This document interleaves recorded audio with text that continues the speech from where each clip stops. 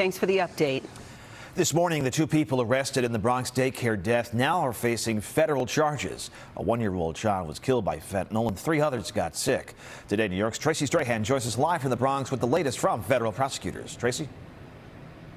Well, Gus, those federal charges are against the owner of that daycare center in the Bronx, but also a man who was renting a room there. Now, the search continues at this hour for the husband of the daycare center's owner, who authorities say was actually an accomplice in this deadly drug operation. Prosecutors have arrested and then charged Gray Mendez, the owner of the daycare center, who they say found the babies unresponsive at her daycare center, but called her husband first before calling 911. Before the NYPD and FDNY arrive, Mendez's husband is actually seen on surveillance video entering the daycare center empty-handed, then leaving 2 minutes later through a back door with 2 full shopping bags. 4 young children from Divino Niño Daycare Center were poisoned. 1-year-old Nicholas Dominici was killed. There was 1 kilo of fentanyl and a fentanyl press seized from that business. Federal prosecutors say that drug operation started up in July. Authorities are saying fentanyl residue found on the play mats used for nap time at the daycare center is what poisoned those children.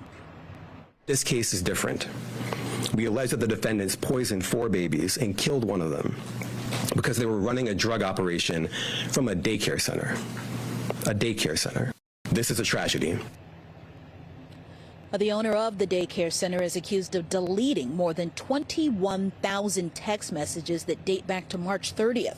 Prosecutors say the most recent texts show her informing her husband that police were asking about him.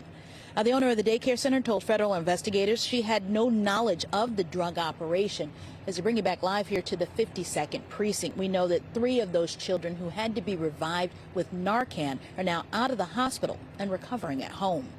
We're live in the Norwood section of the Bronx this morning. Tracy Strahan, today in New York. Gus, we'll send it back to you. All right, Tracy, thank you. Well, later today, Ukrainian President Volodymyr Zelensky